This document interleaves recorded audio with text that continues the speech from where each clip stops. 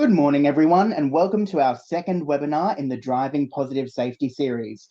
Today, we are joined by Dr. Amy Hawkes, Head of Psychology, and Tia Armit, Principal Consultant and Organisational Psychologist, and together they will walk us through the power of understanding your safety culture and using the right metrics to guide your strategy. As we welcome attendees today from across our beautiful country and beyond, Centres acknowledges the traditional custodians throughout Australia and recognises their continuing connection to land, waters and community. We acknowledge the traditional owners of the land on which we meet today and pay our respects to elders past and present. We extend that respect to Aboriginal and Torres Strait Islander peoples here today, and we do this because we truly value Aboriginal and Torres Strait Islander history, culture, and knowledge. Before we get started, while we do have everybody on mute, please share your questions, reflections, and ideas in our live chat, which you can open from the bottom of your meeting window. All questions will be answered during a Q&A period at the end of the session. Keep your eye out for polls, which will pop up during the session, and make sure you submit your responses as quickly as possible to ensure your say gets included. Also, note that this session is being recorded and you will receive an email with access to the session recording and the live slides by tomorrow afternoon, so no need to go frantic trying to take all of the notes. And with that, I will pass over to Amy and Tia to kick us off. Over to you, ladies. Thank you so much, Jasmine. It's fantastic to be here today and have you all join us on this live webinar. As Jas said, please, we really encourage you to put your comments in the chat. It really helps us respond and hear a little bit about what you think of the content and some suggestions or questions you might have as we go. You can also use the reactions as well as we run through the slides today. I would like to start out by sharing a little bit about our mission at Centres for those who might not be familiar with what we do. So our mission is to change the lives of individuals and organisations for the better every day. And we do this through a whole range of different strategies, mostly around improving safety culture in organisations, through leadership, through safety, through well-being, and through sharing our knowledge of the brain and psychology and how that can really shape our experience at work and shape our personal lives as well. So we're really passionate about the work that we do, and really excited to be sharing a little bit about some metrics and some things that we're going to talk to you about today as part of our Driving Positive Safety approach.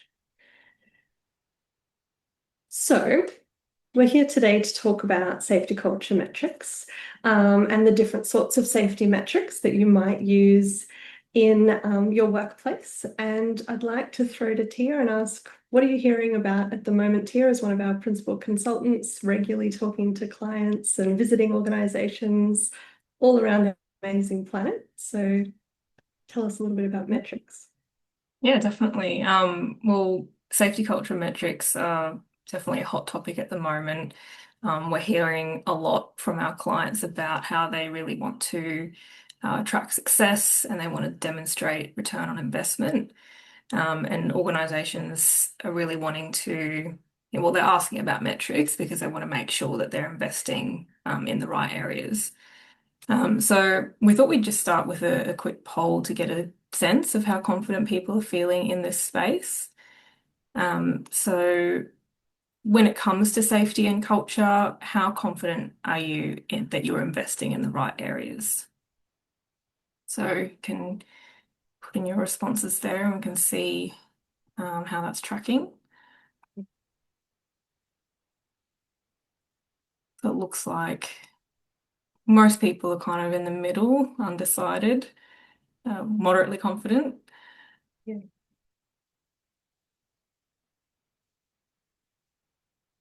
Yeah, excellent. So I think, there's some organisations we work with that, use metrics and it helps them kind of guide their strategy. So some people can feel very confident, but other times we're still feeling a bit unsure. So hopefully we can help address that today. So we're also curious to know if you think you have the right metrics in place currently. So that could be, yeah, it'd be interesting to see what people can put in the chat. Like, do you feel like you've got the right metrics in place? Why or why not? And we can see what kind of responses come through there. And if there's any questions as well, we can address that throughout or at the Q&A. Yeah, thanks, Tia. I think it's a really important conversation. Gordon said not nearly got the right metrics in place. Hopefully by the end today, you'll have a bit of a sense of some of the principles, some of the questions you can ask yourself, some of the ideas and directions that you might be able to take. I think there's a lot of different options out there. Thanks, Craig. Craig shared they're very much still focused on lag indicators. We've got a few comments about a mix between leading and lagging indicators, which is great. Yeah. I think the lagging indicator is an interesting one, isn't it? And we'll probably talk to that one as we go through too. There's a historical focus on lag indicators, which does make it difficult to shift from that.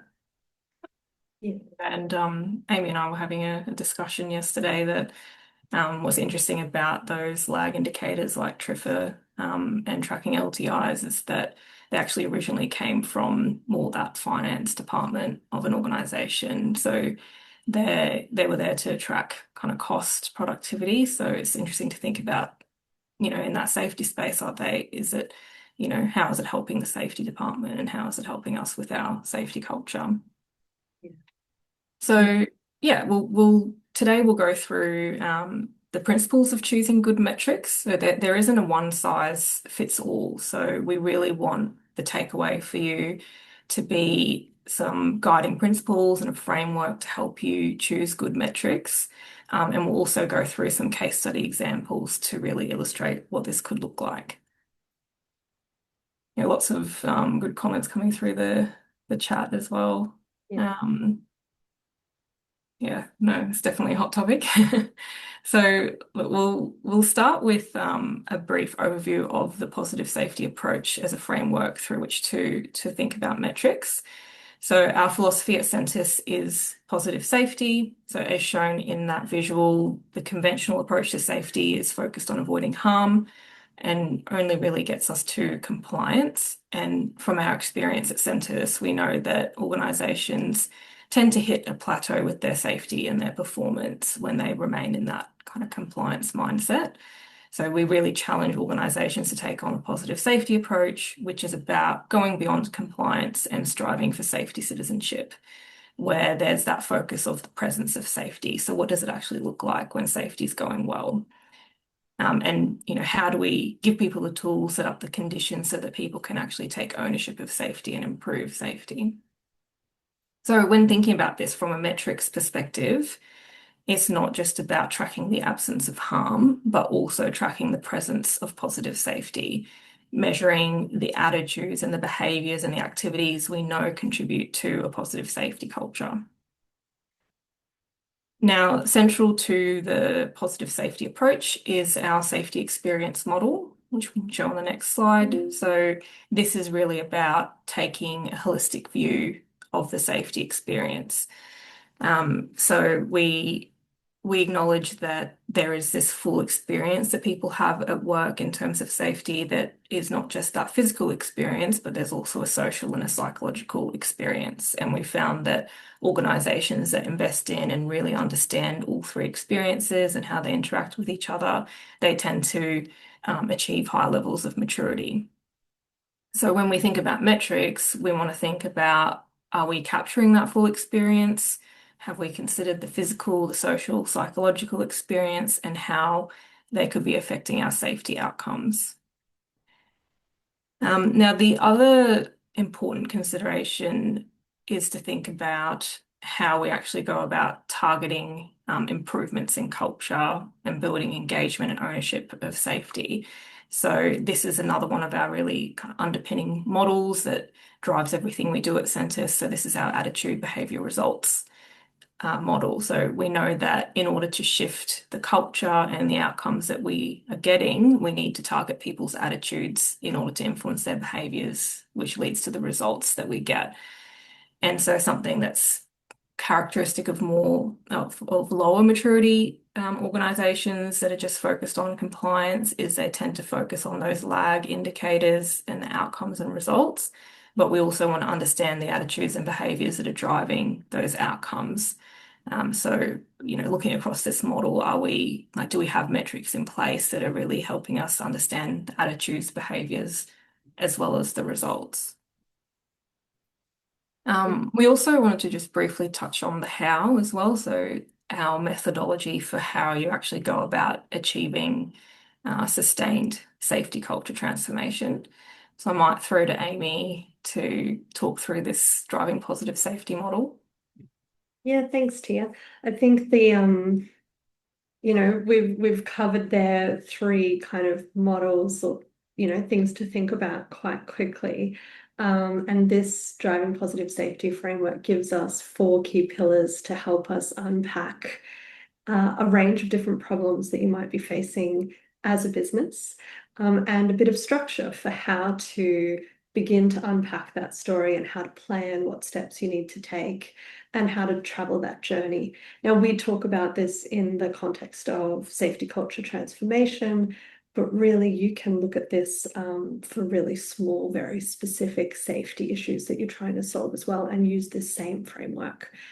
So the understand pillar here is really about thinking about and understanding what's going on. So without this frame to begin with, you tend to be a bit misguided. You tend to be throwing darts with a blindfold on and hoping that you're going to hit the target. So it's really about pausing for a moment and thinking about, what information do I have? What data do I need? You might already have what you need to make that decision, and you just need to take some time to look across it. You might need to go out and ask some questions or collect some extra information before you can make an informed decision. So this is really about getting the information that you need, harnessing the data you already have, and really making an informed decision. At our align step here, we're talking about designing strategy and our integration plan. So you'll notice integration is there on the left-hand side, but we talk about it right at the beginning at the align stage, because we need people to be understanding what's the aim and why are we doing it and how are we going to make sure this stuff sticks. The implementation pillar here is about building those skills and capabilities or implementing the change that you're trying to make. And then at that integrate stage, it's about really building ownership, solidifying it so that it becomes a deeper core part of the way business is done and the way safety is managed. So through this whole process, you are going to be moving between these different pillars or these different frames to be thinking about, well, do I have the information that I need now? Do we have the right people aligned with the decisions and where we're going? Are we building the right skills and capabilities for what we need? And how are we going to make this stick? And as you go through, you'll definitely come back to that data-driven decisions and constantly checking back in with how things are going. So this is a useful set of frames or pillars for understanding how you might approach different or complex change. I'd like to think a little bit now around our metrics and the sorts of metrics that you might start to understand through this model. And we've had a few already shared in the chat around different lagging metrics and a few leading metrics. I loved seeing in the chat that there are a few people focusing on culture. And so we're already seeing a little bit of a list start to come together. And I wouldn't be at all surprised if somebody was coming along to today's webinar with the aim of going, great, I'm gonna find out the #1 metric. And so if we jump to the next slide, let's have a look at what could be our metrics.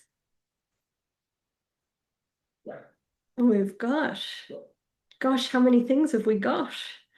There are so many things we could look at, hey? So many different things. And sometimes it can feel a little bit like we're on fire. We're jumping in our mind between psychosocial reporting, hazards, well-being, safety interactions, pre-start quality management site visits, all of our lagging LTIs and TRIFRs, hazard reports closed out, in some ways we're drowning in data.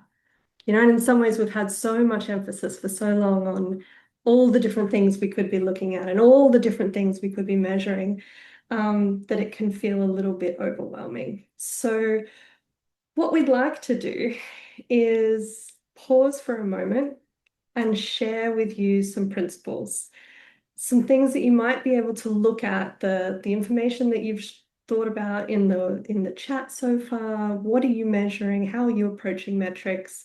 And how could you start to think about the principles that sit behind those metrics? So we know, as we were saying before, there's a long history in lag indicators. People are pretty comfortable talking about the fact that we need leading indicators. The absence of harm doesn't guarantee the presence of safety or the presence of good controls. And so what we should be trying to do is have a balance, trying to think about those leading aspects as well as measuring some of those lagging aspects. Thinking about your strategy. So, part of understanding what's going on and aligning people together is planning your direction, planning the future state you'd like to have, your vision of where you'd like safety to be for people, and then working out those key priority areas that are going to help you get there. If you can align your metrics to some of those key priority areas, you've got a much better chance of having your finger on the pulse, much better chance of measuring the actual change that you're trying to achieve, and a much lower chance of all the other noise and factors that come into play, of getting in the way of understanding your data and your metrics. We acknowledge that you're going to have some alignment with your relevant regulations, industry expectations. There'll be things that you need to make sure that you're still ticking the boxes on. Tia shared our safety experience model, our physical, our social, and our psychological aspects of safety. And one of the things that I think often happens in safety is it becomes really easy to put these three things in separate little boxes, and acknowledging, however, that they do overlap, and the presence of one of these things working well can actually have a really good positive spillover effect into the other two experiences of safety. So thinking about how you're finding that balance between your focus and how you are thinking about metrics that sit across these. We shared the attitude, behavior, and results models. So it's really easy to write metrics or measures that focus on some of those results, those key result indicators that we're really used to talking about. But thinking a little bit deeper and asking yourself, well, what are the behaviors that are going to tell me that we're getting to those results? And if I've got those behaviors, what are some of those attitudes, the thoughts, the perceptions, the individual self-reflections that might be going on that lead to the behaviors that I'm looking for? Now, it doesn't mean you have to measure all of them all of the time, but by spending a bit of time thinking about it, unpacking it, looking at the detail that sits behind it and the reasons why you expect that result, you'll not only feel more confident in the strategy and the plan that you've got, but you'll understand a little bit more around the why. Why do you think these things are going to change? And you might find there's actually an even better way to measure it. We recommend thinking about multiple data sources. The other thing that's really easy to do is just rely on a survey. Just rely on a survey, run your survey, that's your metric done. So thinking about what else you can do to bring a bit more light and color to one particular data source. And if you're really not sure where to go, then thinking about a really solid baseline understanding across your safety culture and your safety climate, understand your current state, and then start to target in. That's really helpful. The other really important thing, if you know where you want to go, don't run out and run your interventions straight away. Pause for a moment and think, can I measure that now? Can I get an assessment of where we are right now on that particular aspect? So let's say you were thinking about improving pre-start quality. If you're going to go out and roll something out on pre-start quality, how can we assess perceptions right now on how effective pre-starts are? And that'll give us a baseline assessment today. We'll start improving our pre-start process. We'll start supporting our supervisors, and then we can reassess that. So having something to compare to is so important, and it's an easy thing to forget. The nice to haves here is that mix of that quant and qual data. If you can find an opportunity to go out and get some qualitative feedback, some conversations, some written text, thinking about your safety specific and your non-safety specific data. So these things really are quite highly correlated. Thinking about the quantity of things, but also the quality. So it's really easy to measure let's say, the number of management site visits. It's a little bit more complex to measure the quality of management site visits. It's not impossible. It's a little bit more complicated. And it's that step up in terms of your cultural maturity, people's understanding of why site visits are important. And so you don't necessarily want to jump all the way to the end. You might like to start with just a quantity assessment and then work up towards that quality assessment. Thinking about individuals, teams, leaders, and orgs, so the different systems that you might be operating in and how you might be able to think about metrics that suit at different levels of your organizations. And the last one here is something that sort of relates to being quite specific and unpacking, the attitude, behavior, and results, or the specific elements of the safety experience, is focusing on what you're trying to change rather than just going for a global score or an overall metric. So, there's the overall cultural maturity you can measure, but you can also measure the different dimensions that make that up. So if we assign our metric just to overall cultural maturity and don't also think about what dimensions do we want to move, then we can miss a key step in that process. So having a goal around improving cultural maturity is fantastic, but understanding the why and which aspects of safety culture are we working on right now and how do we track change in those dimensions is going to help you really tell a much better return on investment story, really track the change that you're trying to achieve. And as you build up and improve across different dimensions, you'll achieve your overall goal of improving safety culture maturity across the board. But sometimes people fail to see the improvements that they've made because the overall big global score that averages a whole bunch of different aspects together doesn't change as much as they're hoping.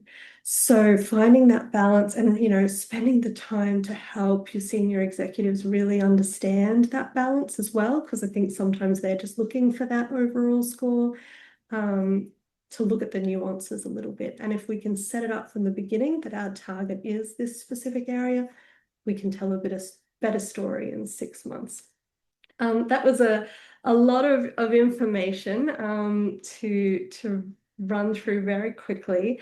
And Tia and I thought that it might be really helpful to talk through a few different case studies, a few different examples of different clients that have tracked metrics in different ways. And we understand that every organization is going to approach this quite differently. So I'll throw over to you, Tia, to share an example. Yeah, thanks, Amy. So we'll go through some case studies to illustrate this a bit more. So this first one was a mining organisation in Queensland, and this is capturing a 5-year journey where they went through a whole safety culture and leadership transformation. So this was a long-term thing, and a lot of investment and activity occurred for this organisation, and we've kind of summarised the highlights here. So on the left, we've got the main interventions they rolled out and the aims of that. And the first thing this organisation did that was really good was they did that baseline safety culture maturity assessment. So from that, they had a really good sense of what their priority areas should be. And that's really what those aims are there and those kind of bolded words. So one of the primary things they wanted to improve was that accountability, personal accountability for safety. So they wanted to target the workforce's safety attitudes, safety mindset, and behaviours. So they rolled out safety culture programs as well as toolkits and resources to help actually embed those training concepts into the day-to-day of the organisation and the existing meeting rhythms. They also narrowed in on safety interactions training, so applying that safety culture content into those in-field interactions.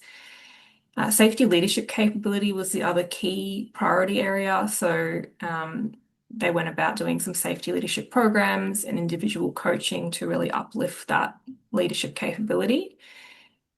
Critical risk was another key part. So this particular site did a whole bunch of work to make sure that their critical risks were actually applicable to their specific context, and then put in a whole bunch of effort to make sure that there was good understanding amongst the workforce of those critical risks and how that applies to their critical control verifications. And there was some coaching around that for leaders as well.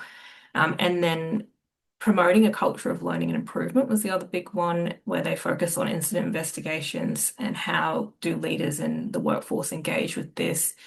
How should leaders be communicating about it to, foster that learning culture. And so on the right there, we've got the metrics and the results. So as you can see, they tracked a whole range of metrics. That first one's probably my favorite one because it was that workforce perceptions of their direct leaders' safety leadership capability, as well as things like safety communication and error management. So this was measured through short, like 5-minute pulse surveys. And like with any culture improvement, it can be slow. But what was really cool about this was that year on year, you could see these incremental improvements over time. So yeah, they were able to see that kind of creep upwards as they went along this journey. We also had some self-assessments for leaders in terms of their safety leadership capability and critical control verifications.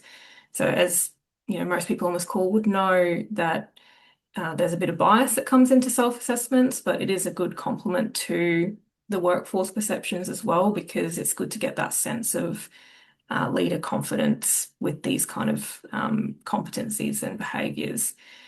We did another safety culture maturity assessment and saw that shift in their maturity rating, which you would expect after this level of investment. And we even looked at things like how the training participants actually received the programs. Did they find it useful? Did they feel they could apply it to their day-to-day job? So we had really positive outcomes across that. And also looking at incident and hazard data, we saw them trending in the ways you would expect, where the exposure to events with SIF potential trended downwards over time. There was an increase in hazard reporting over time and also a reduction in safety incidents. So there's a whole range of different metrics there that this organisation kept track of over that 5-year period to demonstrate improvement.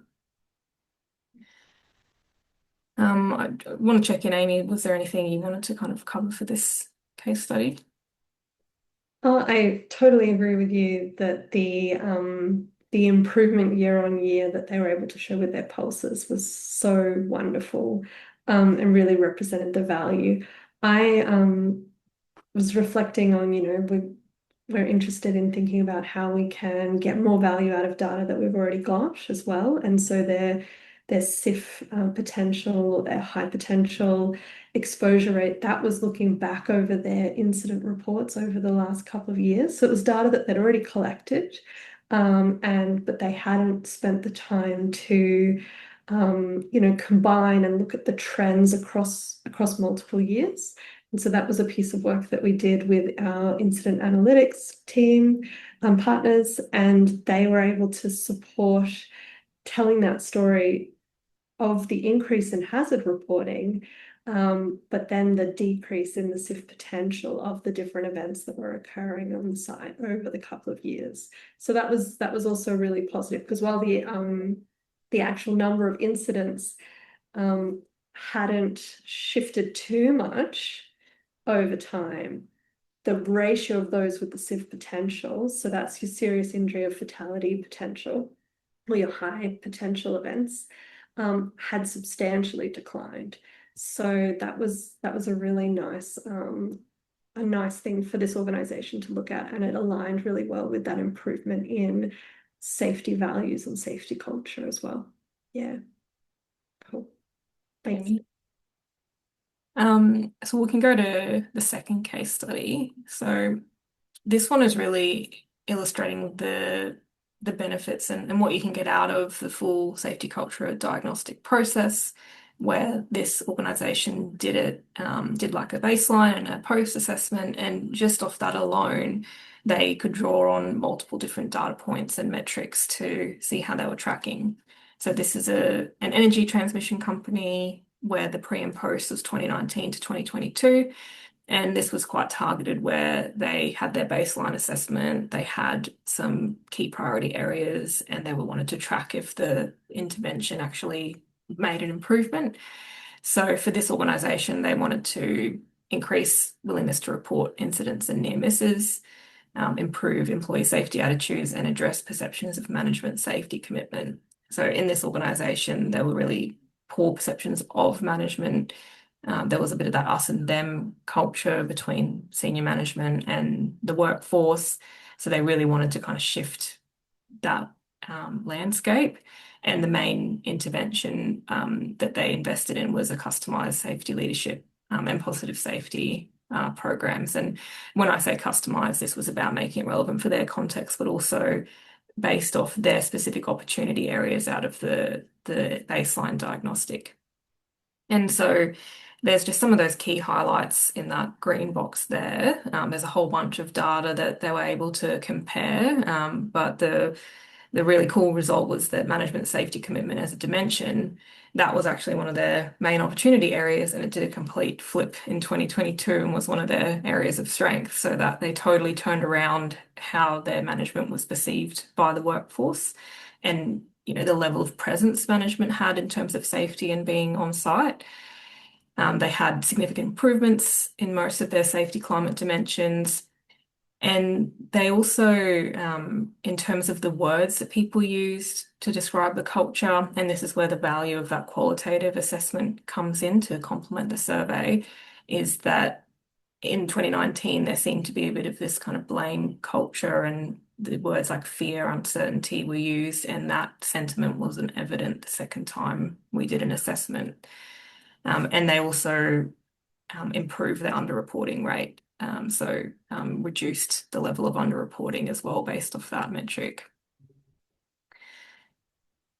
Yeah, I'm such a not good set of results. Yeah. Sorry, this is a really fantastic story. And if you're interested in more of the details behind this one, it's up as a case study on our website. Yeah. Yeah, definitely. So if we go to the third case study, so this one is a little bit different in that the first two were a bit more targeted, where the first two organizations were going, we're going to, we have a sense of our main opportunity areas. This is how we're going to target them, and we really want to see if, like, track success, see if we're heading in the right direction. Has it had an impact?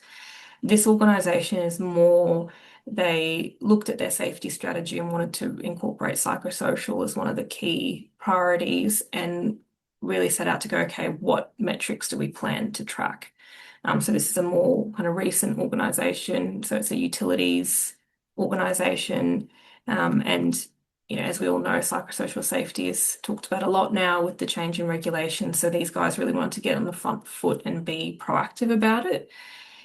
So you can see from that purple box there, their strategy was to look at doing a good assessment of psychosocial risk to really understand those hazards and their exposure to that.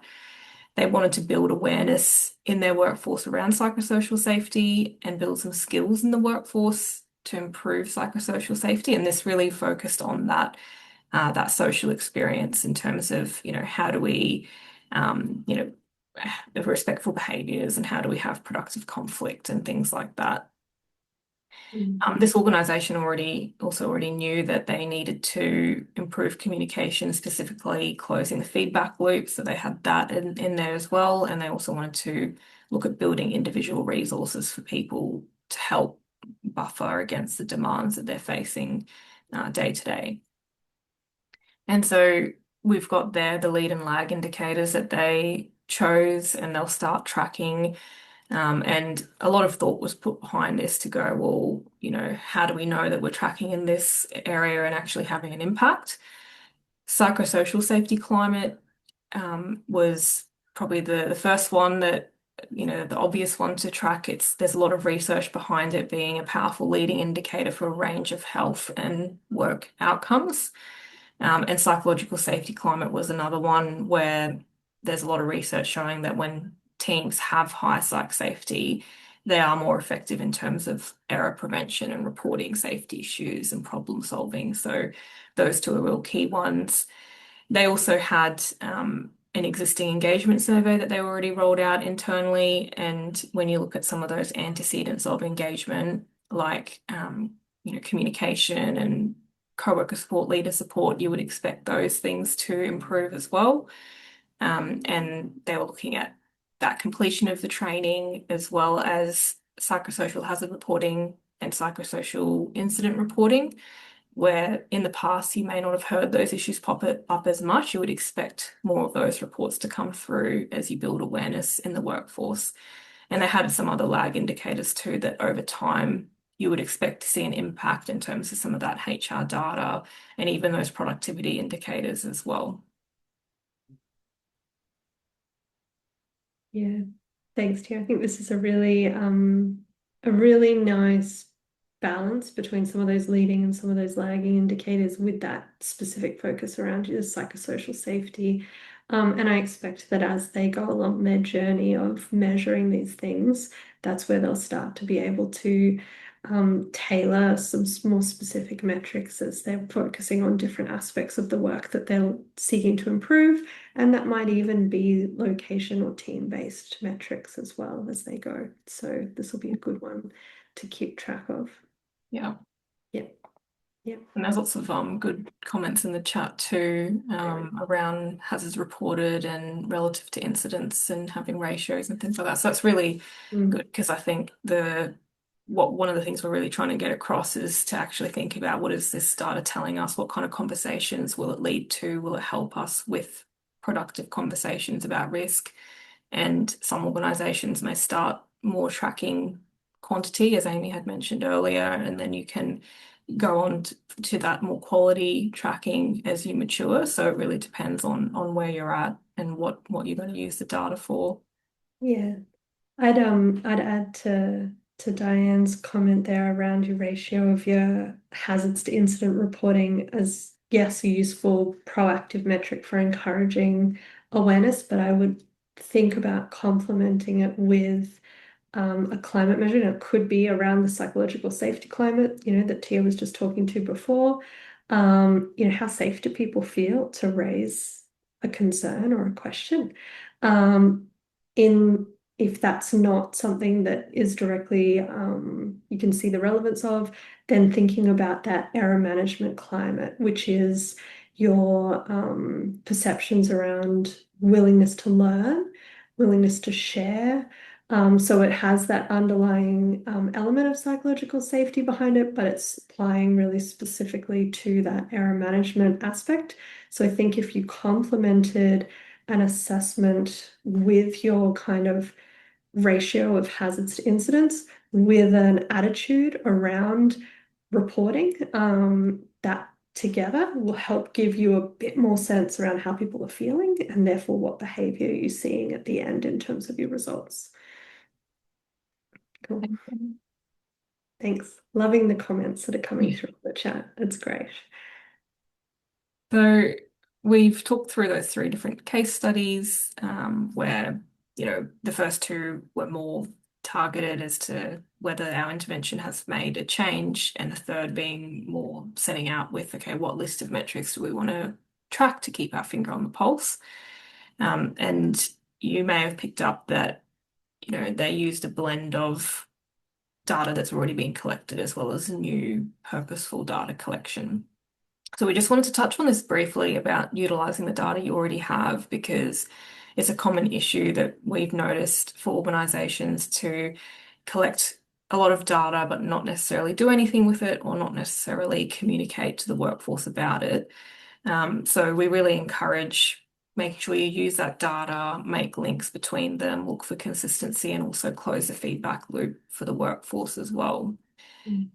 And on the next slide, we've got a bit of guidance around assessment tools and being intelligent customers of assessment tools, because in addition to, having a lot of existing data, we also often hear from our clients about how they're trying to toss up between selecting different assessments, or they might already have some assessments that they're using and they want to have a bit more of that critical eye when interpreting it. So these are some key considerations when looking at existing assessment tools that you might be using from kind of external providers, or even ones that are in-house. So communication and implementation support is key. Like, we always emphasize that comms plan, explaining why we're doing, some kind of an assessment, because the workforce can get a bit fatigued if they don't really understand why or don't hear anything afterwards. So that communication is really important. Making sure that you're looking for kind of evidence-based measures. It's good to be able to contextualize the items to make sure it's relevant to your context. Privacy, anonymous responses are really important, increasingly so. Like, we're finding more and more that people are quite suspicious of surveys and like the privacy of their responses. So making sure that that is thought about. Making sure that you're able to break down results. So kind of like what Amy was mentioning before, not just looking at high-level global results, but can we split by specific dimensions, because the devil is in the detail, and can we actually see how different parts of the organization are responding differently, and that you actually get some actionable recommendations off the back of an assessment. So I might throw to Amy now to touch on more how you can do this well from a process perspective. Yeah, thanks, Tia. I think there's lots of really important things to think about when you're selecting an assessment. So hopefully the info on that last slide helps guide some of the choices, because there are a lot of different options out there, from kind of doing it yourself to selecting something off the shelf that's available through a platform. In terms of the process, doing your metrics really well, creating one or two new metrics at a time, or selecting one focus for your metrics. So focus area could be around safety leadership or safety communication or pre-starts like we were talking about earlier. Keeping them achievable. So there's a really important part about our brain that when we see a target that feels impossible or out of our control, we are far less likely to work hard at achieving it.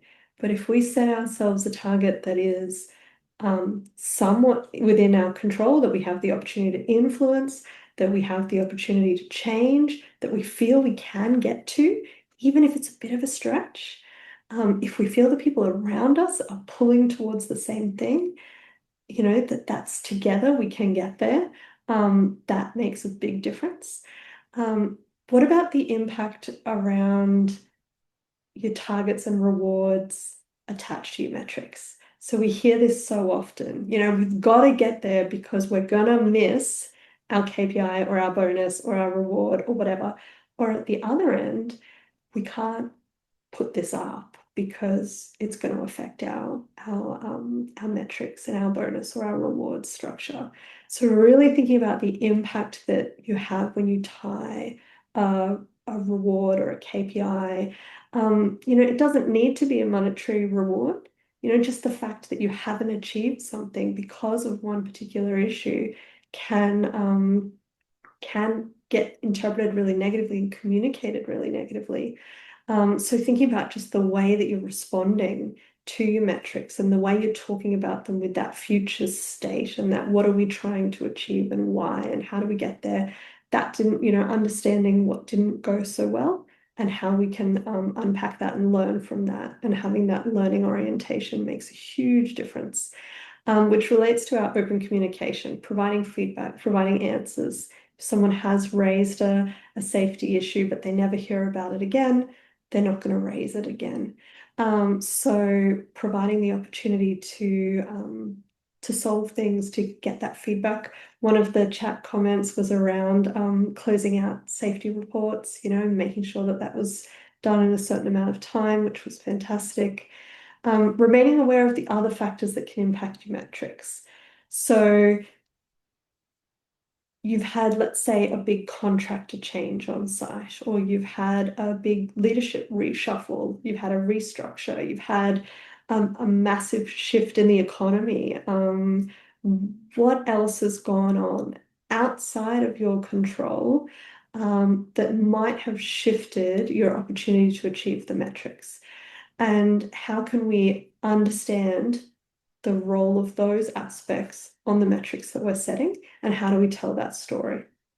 So there's a few questions at the bottom there to reflect on as you're setting metrics that relate to the way it's going to be interpreted, the way it's going to encourage behavior that we're looking for, and whether or not we're capturing things in the most effective way. So one of the things that, unpacking all of these different ideas and all these different principles and processes is we really wanted to find a way to try and bring all of this together into a slightly simpler form for you. Now, it doesn't mean there's not lots of stuff that sits in the background. But on the next slide, I'd like to share a little bit of a process that you might be able to take people through, and take yourself through to begin with, and take a working group through, around starting out with defining your goal. What are you trying to achieve? Why? And then asking yourself those questions, what's going to help us get there? What does this look like? What are the elements that sit behind this?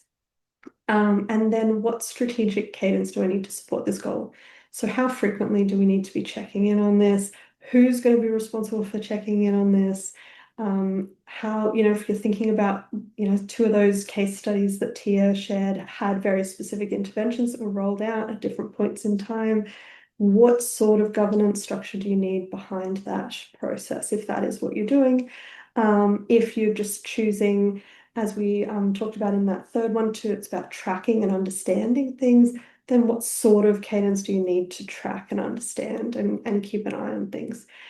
And then we've talked about this idea of breaking down a little bit deeper from your results into those behaviors and into those attitudes. And can you find a bit of a balance between some of those result style indicators and some of those perceptual indicators and how they might relate to each other? On the next slide, I've got a bit of a worked example of a safety communication focus, and trying to improve the perception of safety communication as that attitude. Quick pulse survey. We're starting out with a quantity assessment because this isn't something that this organization has really started to measure very often. So thinking about those safety updates, the shared learnings, how many of those are contributed to by the team each month, and the leader safety walks and talks. So spending the time to make sure those things are happening each month and keeping a track of those. And then looking at the percentage of safety actions or commitments that are completed and the feedback provided at the end. So your hazards addressed and your feedback loop closed out as your final results.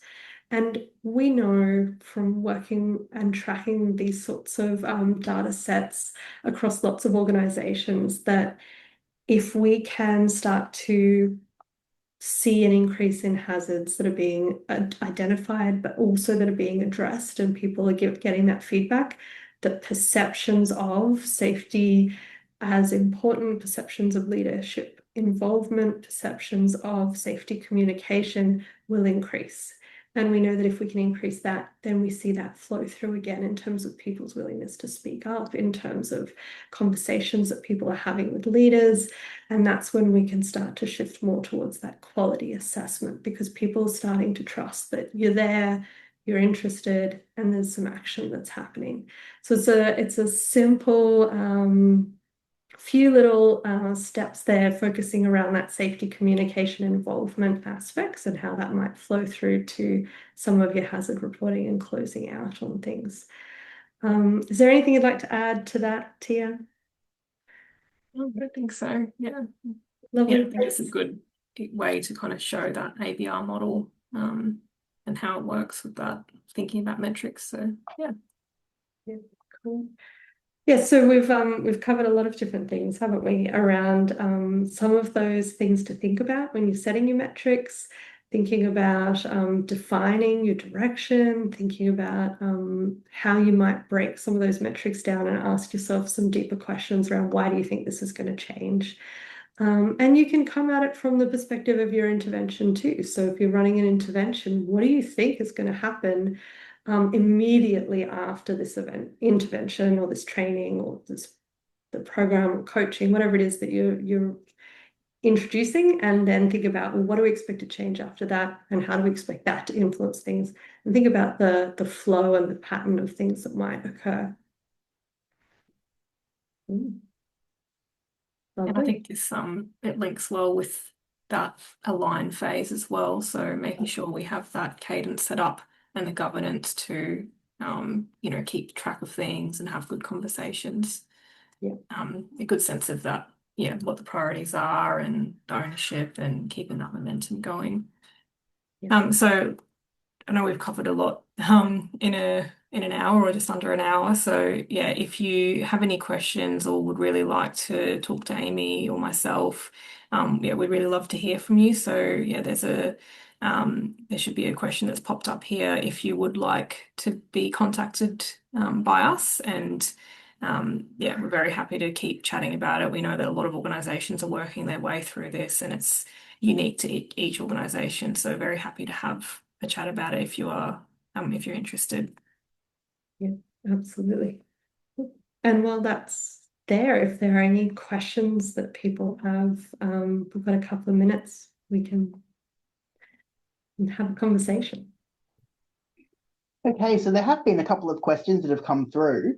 Michelle Harris has asked a couple.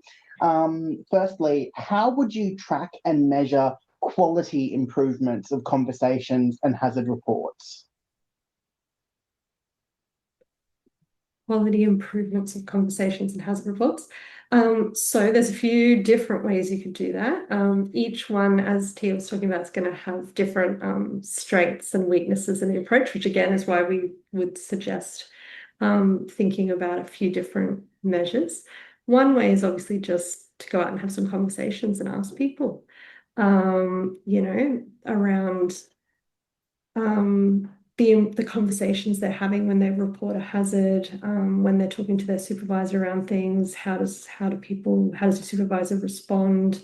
The other option is to go out and run some observations. So if you have some structured programs in place around those safety conversations that are occurring, you can have some observations of those.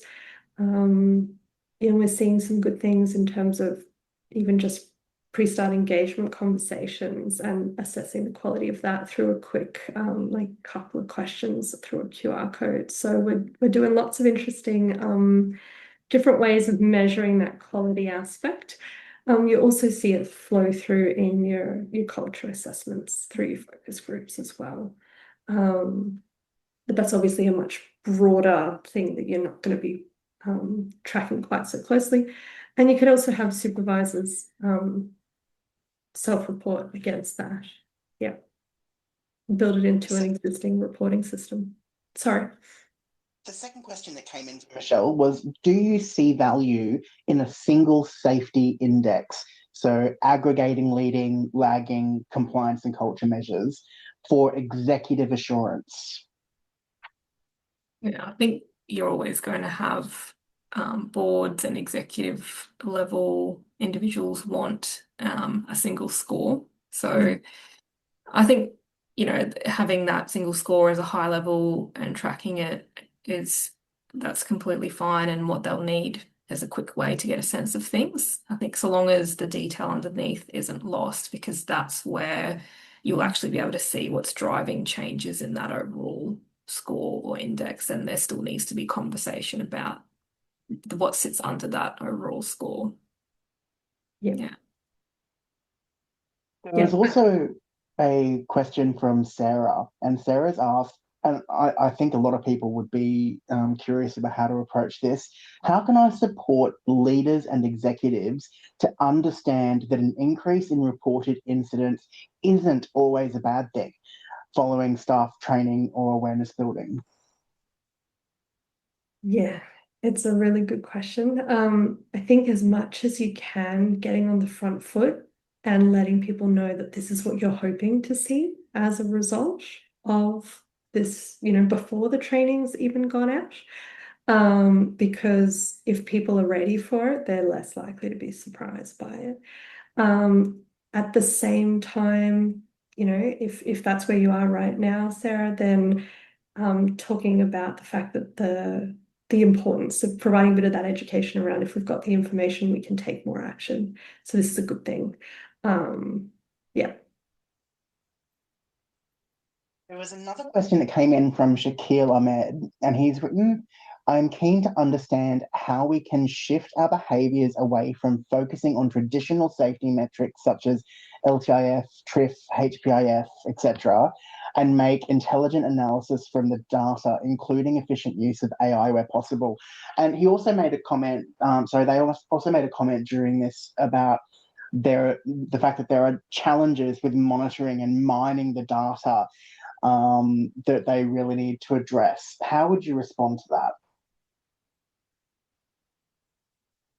Yeah, I mean, I think Amy and I had a bit of a chat about this the other day, because AI gets brought up a lot, and I think there are ways that you can use it in a useful way. And I think thinking about metrics, something to be aware of is that, what AI kind of spits out at you will always come across as a really intelligent answer. So you want to have a good understanding of how it's reaching the conclusion it is and what you're feeding into it already to influence it. So yeah, so that probably answers part of the question. I'd also encourage you to be careful about what you're feeding into AI, and who's owning that data at the end of the day as well. Because a lot of your data that you're feeding in is linked. So, 3 months ago you mentioned where you worked, and today you're entering a bunch of indicators. That sort of stuff stays linked in the back end. I think it's just going to be one of those areas that's we're going to see more and more opportunities for us to engage with AI in a really interesting way. And yeah, I think it's just about keeping your eye on it at the moment, being aware of the limitations. Yeah, it's a big topic, isn't it? Thanks, Jazz. And we've got a little bit of time for a couple of extra questions. Any questions we haven't answered, we will come back to. Liz Kirk has asked, how do we share findings in a way that leaders can use for their teams? Yeah. Yeah, I think there's lots of different ways we can help our leaders get access to the metrics, the way we're displaying it around our organization, the way we might share a dashboard. But really it's about helping make sure our leaders understand what it is that we're measuring and why it's important, and providing the opportunities for them to ask questions. And as much as we can, supporting that through pre-starts or safety conversations or even performance management conversations, and building it into our structure. So they don't necessarily need to keep it in their mind as I need to have a conversation about this. It's built into the templates that they're using. So yeah, that would be my really quick response for you there. And the last question that I'll pop forward for today is from Bobby. And the question was, do you see the regulators coming on this journey with us?